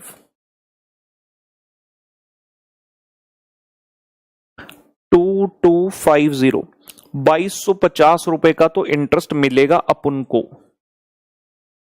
और वैल्यू कितनी है जिस पर बेचा? 94x interest. तो सीधा ही आ गया 60,000 इंटू 94%, 56,400 हमें सेल पर मिला. अगर कम इंटरेस्ट होता तो ये 2250 भी माइनस करते, लेकिन आवश्यकता नहीं पड़ी.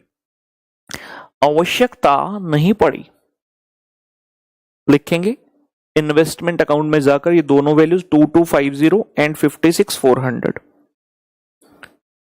2250 एंड 56,400 लिख लीजिए. We also know at the time of every sale we are bound to compute the profit और लॉस ऑन सेल. तो प्रॉफिट और लॉस ऑन सेल निकालना है, और क्वेश्चन के अंत में ये बताया था कि जो कंपनी है वो फॉलो करती है फीफो मेथड, यानी कि ये जो 60,000 की फेस वैल्यू को बेचा, ये किस में से बेचा, जो ओपनिंग है 2 लाख उसमें से बेचा है। तो वर्किंग नोट नंबर 6 आ गया, प्रॉफिट और लॉस ऑन सेल। तो भाई कॉस्ट ऑफ इन्वेस्टमेंट सबसे पहले,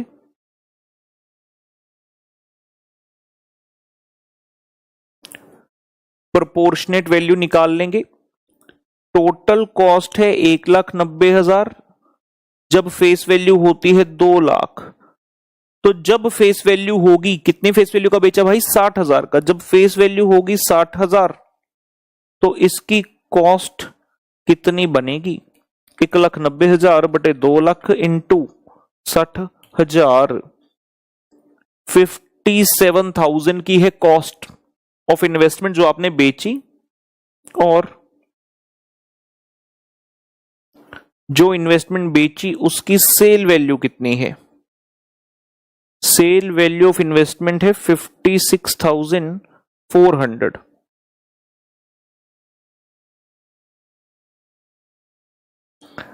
$57,000 की कॉस्ट थी, सेल किया 56,400 में, कम में सेल किया भाई, तो ये क्या है, लॉस, 600 रुपए का, 600 रुपए का लॉस लिखिए।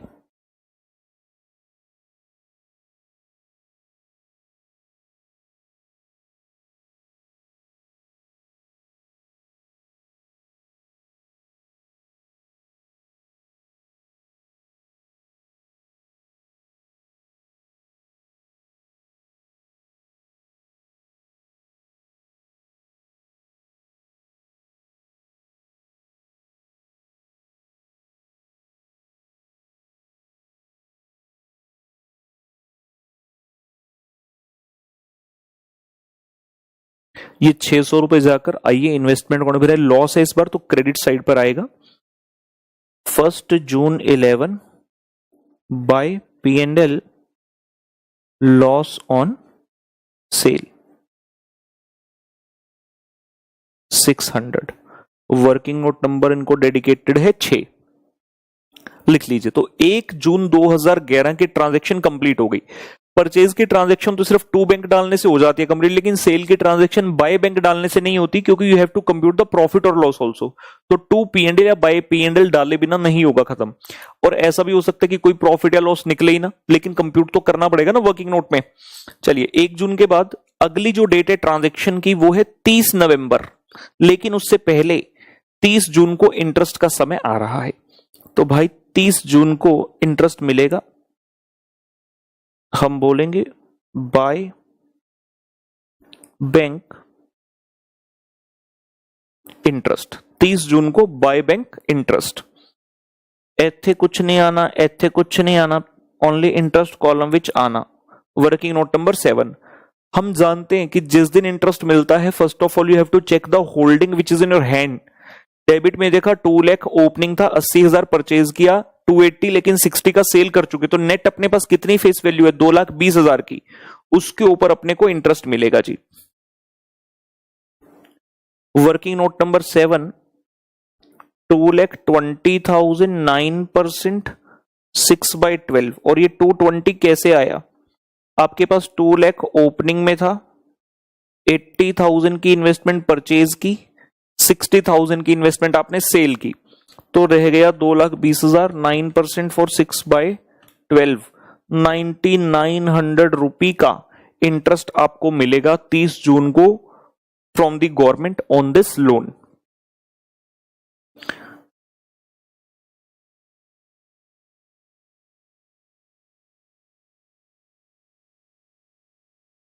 ठीक हो गया, लिख लीजिए और इसे जाकर भर देते हैं ऊपर इन्वेस्टमेंट अकाउंट के अंदर। सजन राजी हो जावे फिर भी रोला नहीं पाइंदा, वे पागला सजन राजी हो जावे फिर भी रोला नहीं पाइंदा। ये लीजिए 30 जून की ट्रांजैक्शन ओवर हुई और हम जीवन में इस क्वेश्चन में आगे बढ़ते हुए क्वेश्चन में गए, हायरार्की चेक करते रहेंगे ध्यान से। On 30th November 40,000 face value of the loan was sold at 97 come interest. फिर से सेल आ रही है 30 नवंबर 2011 को, ये लीजिए 30 नवंबर 11 बाय बैंक सेल। 40,000 की थी फेस वैल्यू, आपने बेचा 97 कम इंटरेस्ट पर, तो वर्किंग नोट नंबर 8 और वर्किंग नोट नंबर 9 बना लेंगे। 8 वर्किंग नोट में इंटरेस्ट निकालेंगे कितना मिलेगा, और 9 वर्किंग नोट में सेल वैल्यू निकाल लेंगे। तो आ गए वर्किंग नोट नंबर 8 में कितने की फेस वैल्यू बेची, 40,000 की, 9% का इंटरेस्ट। और समय, लास्ट इंटरेस्ट कब मिला, 30 जून को। जुलाई, अगस्त, सितंबर, अक्टूबर और 30 नवंबर को बेचा तो नवंबर भी हो गया, मतलब 5 महीने का इंटरेस्ट। 40,000 इंटू 9% इंटू 5/12, 1500 रुपी, 1500 रुपए का तो आपको इंटरेस्ट मिला। और ट्रांजैक्शन की टर्मिनोलॉजी क्या है भाई, ट्रांजैक्शन इज कम इंटरेस्ट, तो हमें इंटरेस्ट माइनस करते हुए सेल वैल्यू तक पहुंचना होगा। So I will say transaction price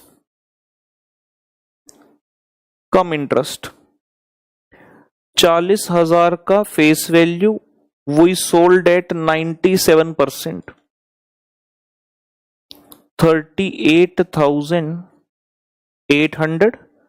और क्योंकि कम इंटरेस्ट है तो जरा इंटरेस्ट को घटाइए तो सही, 1500 रुपए का इंटरेस्ट इसमें से माइनस कर दिया। 37,300 is the amount which we have received towards the sales value। जैसे परचेज करते हो वर्ड होता है कॉस्ट के लिए कितना खर्चा, सिमिलरली अब सेल किया तो सेल के प्रति कितना मिला, 37,300। टोटल अमाउंट चाहिए 38,800 मिला, लेकिन वो कम इंटरेस्ट है, 1500 को तो इंटरेस्ट निकाल दो, बाकी कितना 37,300 रुपए। ये लीजिए भर देते हैं 1500 रुपए और 37,300। 30 नवंबर को एंट्री में ये भर दिया, बाय बैंक सेल 1500 रुपए इंटरेस्ट और 37,300 amount, done. Now at every time of sale we have to compute the profit और लॉस, तो वो भी करेंगे जब कॉस्ट निकालेंगे।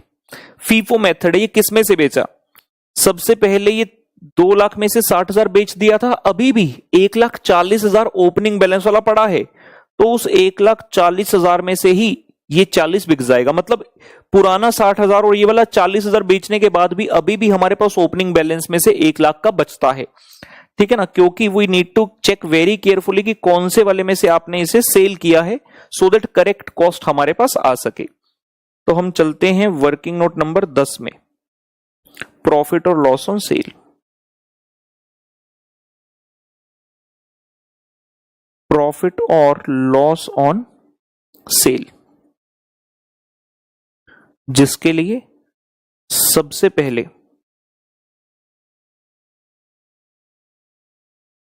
कॉस्ट ऑफ इन्वेस्टमेंट्स, क्योंकि ओपनिंग बैलेंस में से बेचा तो वहीं से प्रोपोर्शनेट करेंगे। 1,90,000 की कॉस्ट है जब होती है फेस वैल्यू 2 लाख, तो जब हमने 40,000 की फेस वैल्यू को बेचा तो इसकी कॉस्ट कितनी बनी, 38,000 बनना चाहिए, बिल्कुल 38,000 की कॉस्ट है और we have sold it at sale value of investments is equal to 37,300। 38,000 की कॉस्ट है, 37,300 में बेचा, तो फिर से क्या है, लॉस है ऑन सेल भैया 700 रुपी, 700 रुपए का लॉस आ रहा है, नोट करें।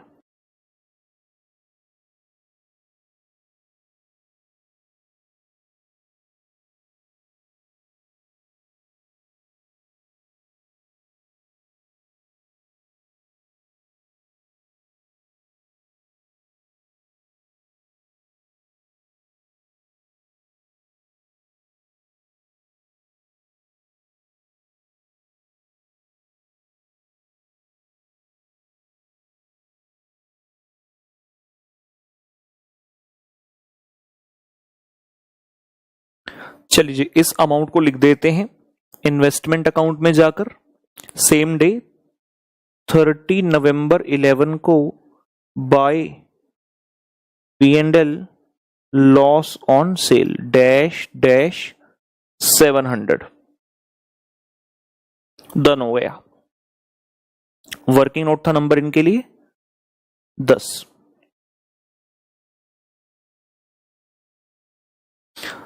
30 नवंबर 2011 की ट्रांजैक्शन कंप्लीटली खत्म हुई।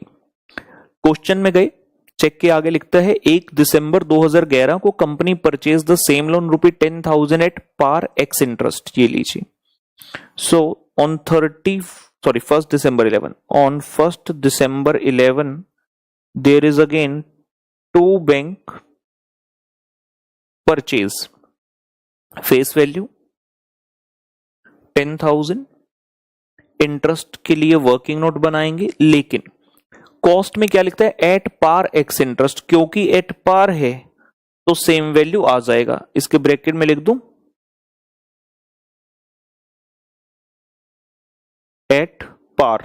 एट पार का मतलब होता है सेम एज फेस वैल्यू, तो 10,000 का 10,000 ही आ गया। लेकिन मैंने इंटरेस्ट के लिए तो अलग से दिए हैं ना पैसे, तो 11th नंबर वर्किंग नोट उसके लिए बेटा बनाएंगे। वर्किंग नोट नंबर 11, कितने रुपए का सामान खरीद कर आए हो, 10,000। इंटरेस्ट रेट कितना, 9%। और ट्रांजैक्शन कब कर रहे हो, 1 दिसंबर को। लास्ट इंटरेस्ट कब मिला था, क्वेश्चन में डेट्स हैं 30 जून और 31 दिसंबर, तो 30 जून को मिला था। उसके बाद जुलाई, अगस्त, सितंबर, अक्टूबर और नवंबर, 5 महीने का इंटरेस्ट भी आपने साथ में पे किया होगा। 10,000 इंटू 9% इंटू 5/12, 375 रुपी इंटरेस्ट के लिए इस ट्रांजैक्शन में हमें डालने होंगे। 375 रुपी। चलिए, चल चल वे तुंदियों सुनिए जहां कोई किसी को न जाने। 1 दिसंबर 2011 की ट्रांजैक्शन हुई और क्वेश्चन में देखा तो लिखता है 1 मार्च को कंपनी ने सेल किया। अरे सेल की बात तो बात की यार, ट्रांजैक्शन तो हो गई, लेकिन 31 दिसंबर को इंटरेस्ट के लिए तो रुकना होगा। तो 31 दिसंबर 11 बाय बैंक इंटरेस्ट, पहले रुककर इंटरेस्ट रिसीव करो और उसके बाद आगे बढ़ेंगे। इंटरेस्ट है मतलब नॉमिनल वैल्यू और अमाउंट में कछु भी ना ही। और इंटरेस्ट के लिए working note number 12, by bank interest working note number 12। Now interest जब निकालना है तो first of all we have to check कि कितना रुपए की फेस वैल्यू बची है। तो डेबिट साइड में गए, टोटल 2 लाख प्लस 80,000 प्लस 10,000, 2,90,000 का है डेबिट के हिसाब से। लेकिन क्रेडिट साइड पर नॉमिनल वैल्यू माइनस करो, जितना बेच दिया 60,000 और 40,000, तो 1,90,000 की फेस वैल्यू आपके पास शेष है, जिसके ऊपर आपको इंटरेस्ट मिलेगा 31 दिसंबर को। ये लीजिए जी, वर्किंग नोट नंबर 12, कितनी फेस वैल्यू शेष है, 1,90,000 की। अरे अरे अरे अरे अरे, 9% के हिसाब से 6 महीने के लिए 8,550। और ये 1,90,000 कैसे आया, इसकी डिटेल, ओपनिंग में था 2 लाख, फिर आपने खरीदा था क्वेश्चन के हिसाब से 80,000 का, फिर खरीदा 10,000 का, लेकिन 2 बार सेल भी किया, एक बार 60,000 और एक बार 40,000 रुपए का। तो नेट बैलेंस बचा अपने पास 1,90,000 और उस 1,90,000 के ऊपर ये 8,550 का इंटरेस्ट अपने को 6 मंथ्स के लिए रिसीव होएगा। ठीक हुई बात, 8,550 लिख लीजिए इसे।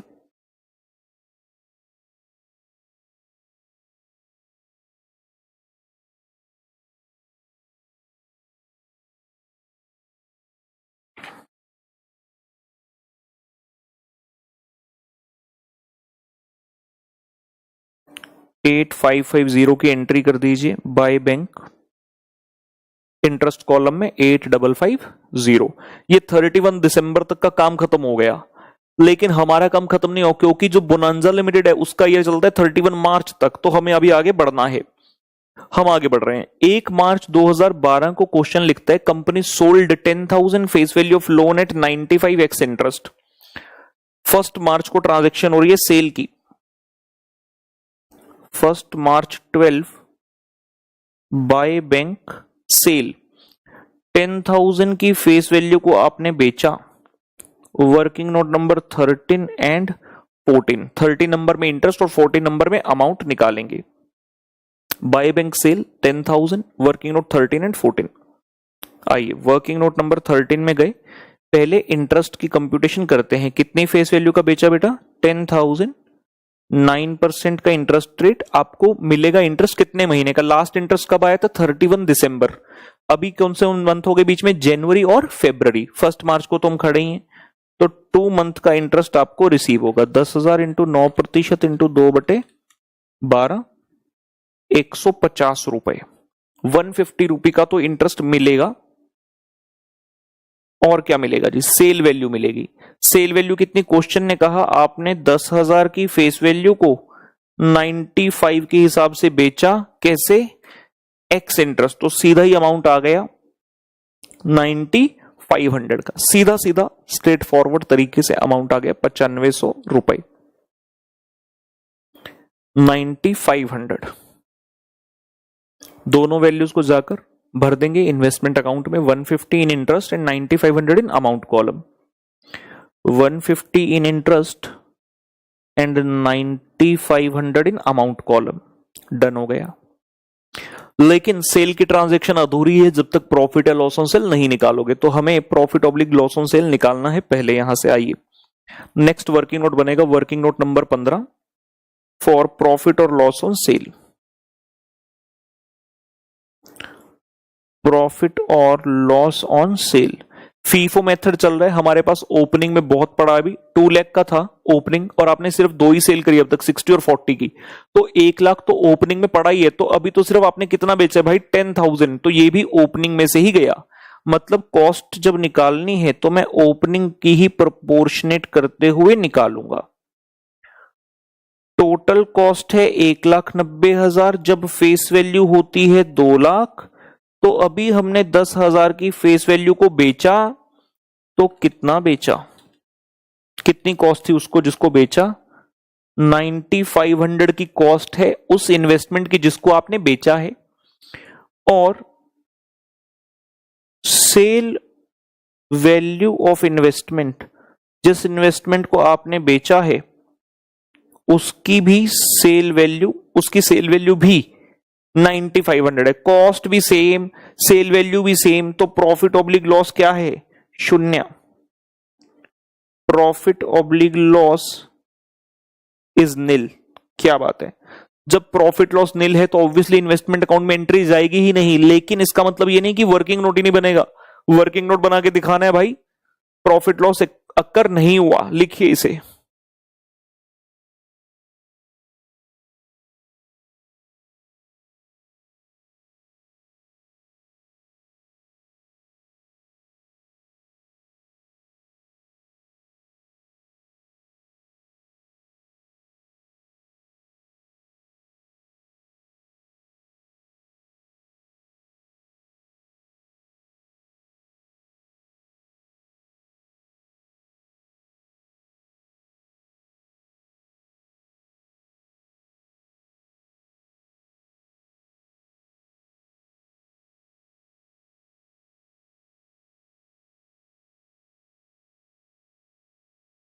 चलिए जी, ये चीज तो डन होगी, इसकी एंट्री इन्वेस्टमेंट अकाउंट में कहीं भी नहीं होगी। अब आगे बढ़े। 1 मार्च के बाद क्वेश्चन ने कुछ और नहीं बताया, कोई और ट्रांजैक्शन नहीं, तो हम 31 मार्च 12 को कैरी डाउन लिखने के लिए तत्पर हैं। लेकिन क्वेश्चन में बोला है market price of the loan on 31 March was 96, तो हमें सिखाया था कॉस्ट जितना निकलेगा कैरी डाउन का उसको मार्केट प्राइस से कंपेयर करना, और हो सकता है मार्केट प्राइस कम हो, उस सिचुएशन में आपका लॉस आएगा, लॉस ऑन वैल्यूएशन, तो उसके लिए 1-2 लाइन छोड़ देंगे। और उसके बाद 31 मार्च 12 को हम कह रहे हैं bye balance carried down. 31 March 12 bye balance carried down, यहां टोटल होगा और यहां टोटल होगा, लेकिन ठीक है, लेकिन बाद में। तो टोटल करते हैं पहले, क्योंकि एक्रूड इंटरेस्ट है। एक वर्किंग नोट हमारा इंटरेस्ट का बनने वाला है अभी, जो कि कैरिड डाउन के सामने इंटरेस्ट कॉलम में आएगा, लेकिन वो कौन सी वैल्यू पर आएगा, कितनी फेस वैल्यू, उसको हम बैलेंस कैरी डाउन में निकाल लेते हैं पहले। तो डेबिट साइड का टोटल करेंगे नॉमिनल वैल्यू और अमाउंट कॉलम का। नॉमिनल वैल्यू का किया तो आ रहा है 2,90,000 और कॉस्ट का अमाउंट कॉलम का 1,90,000, 73,000 और 10,000, 2,73,000।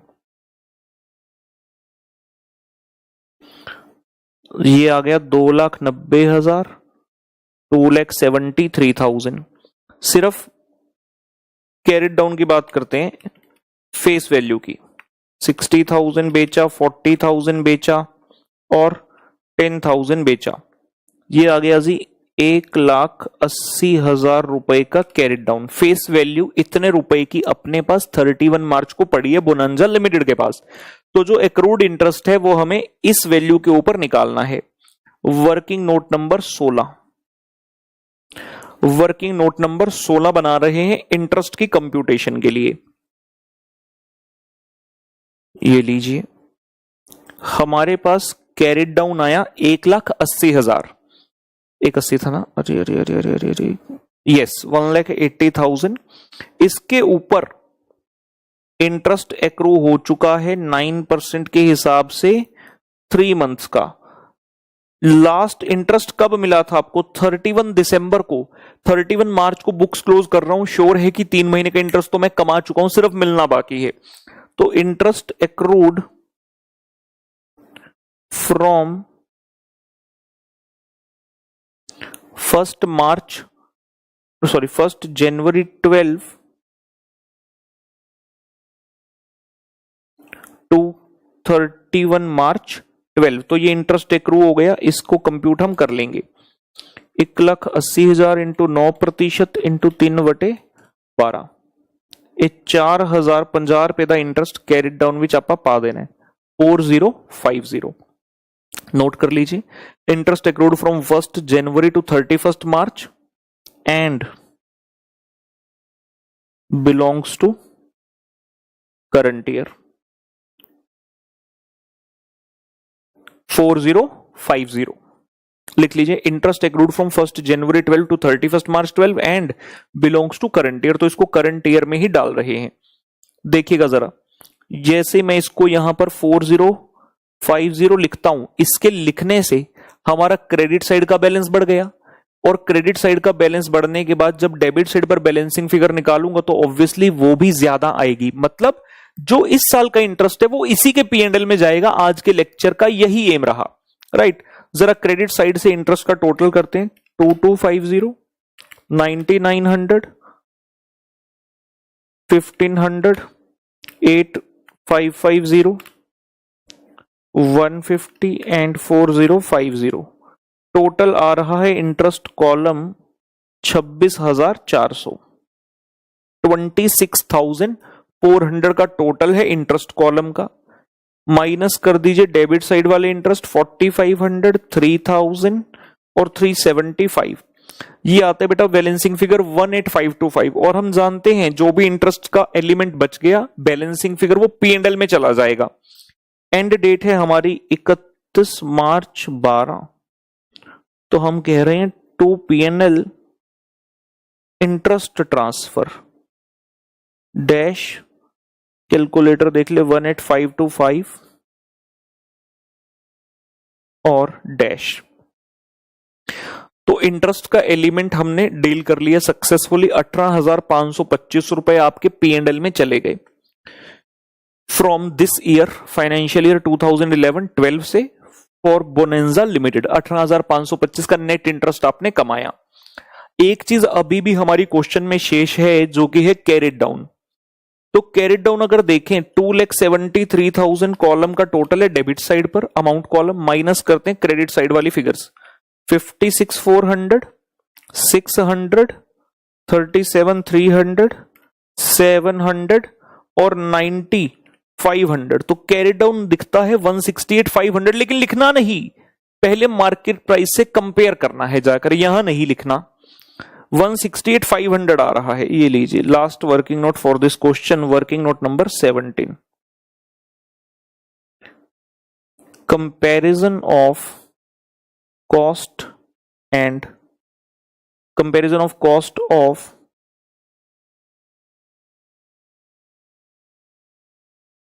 balance investments and market price.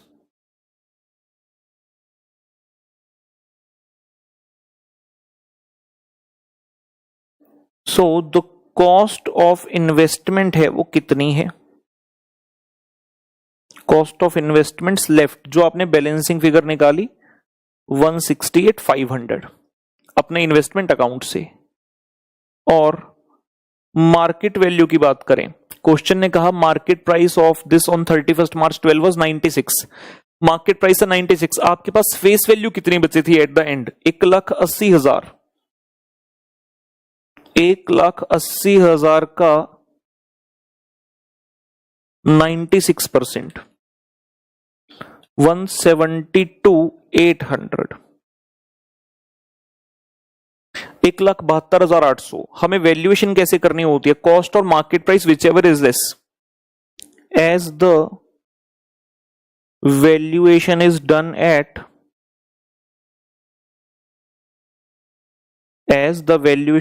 Eight lower of cost and market value, so value the investment at cost या market price whichever is less पे होता है, तो कितने पे वैल्यू करूंगा? so value the investment at 168,500 क्योंकि cost is lower, right? और cost lower है तो कोई दिक्कत नहीं, सेम टू सेम वैल्यू हमारी जो है इन्वेस्टमेंट अकाउंट के कैरेट डाउन के सामने आ जाएगी। अगर मार्केट प्राइस कम हो जाता तो दिक्कत आती है, ठीक है ना? अगर मार्केट प्राइस होता लेट्स से 1,60,000 का, फिर हम क्या करते? 1,60,000 लिखना पड़ता वहां पर, और जो डिफरेंस है कॉस्ट और मार्केट प्राइस के बीच में वो लिखते bye P&L loss on valuation, लेकिन ऐसा कुछ हुआ नहीं, नोट करिए इसे। So value the investment set 168,500 being lower of the two, लिखिए इसे।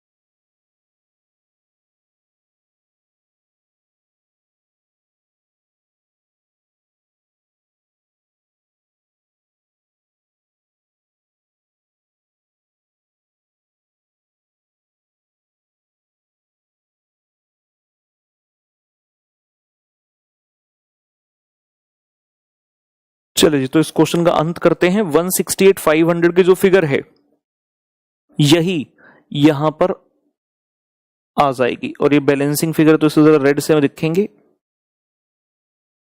1,68,500, और इसके लिए वर्किंग नोट नंबर हमने बनाया 17, जहां पर कंपैरिजन किया कॉस्ट एंड मार्केट प्राइस का, तो वो भी साथ में वर्किंग नोट नंबर लिख देंगे। अगर हमने यहां वर्किंग नोट नंबर नहीं लिखा, हो सकता है टीचर सोचे हमने इसको कंपेयर किया ही नहीं मार्केट प्राइस से, इसलिए it is very very important कि हम करेक्ट वर्किंग नोट यहां पर डेफिनेटली लिखें। इवन प्रॉफिट और लॉस ऑन सेल जो निकाला था एक उस पर नहीं था, लेकिन उसका भी वर्किंग नोट साथ में बनाना है। तो यहां पर ये टॉपिक हमारा खत्म होता है, एक कॉन्सेप्ट खत्म होता है। FIBS की बात करो तो मेनली यहां तक ही है। एक छोटी सी चीज और है जो नेक्स्ट लेक्चर में मैं करवाने वाला हूं आपको, आज के सेशन में यहीं तक रखेंगे। हाँ, होमवर्क के लिए 2 क्वेश्चन जरूर है, मैं बताऊंगा आप बच्चों को। 2 क्वेश्चन होमवर्क के लिए रहेंगे, आ जाइए बता दें। क्वेश्चन नंबर 5 एक तो बेटा, जो कि इस कॉन्सेप्ट से जो आज किया है, कॉन्सेप्ट नंबर 9 से मई 2015 में 8 मार्क्स के लिए पूछा गया ये प्रश्न, क्वेश्चन नंबर 5। और एक करना है आप बच्चों ने क्वेश्चन नंबर 6, ये भी कॉन्सेप्ट नंबर 9 से है। और ये क्वेश्चन आरटीपी, एक मिनट रुकेंगे, आरटीपी नवंबर 2016 से रहेगा ये वाला प्रश्न आपका। ये 2 क्वेश्चन आप बच्चों ने करने हैं। जी हाँ, ये 2 क्वेश्चन आप बच्चों ने करने हैं और आपसे मुलाकात करेंगे नेक्स्ट सेशन में। तब तक के लिए टाटा बाय बाय, अपना ख्याल रखें और ये होमवर्क जरा जरूर करके आएं।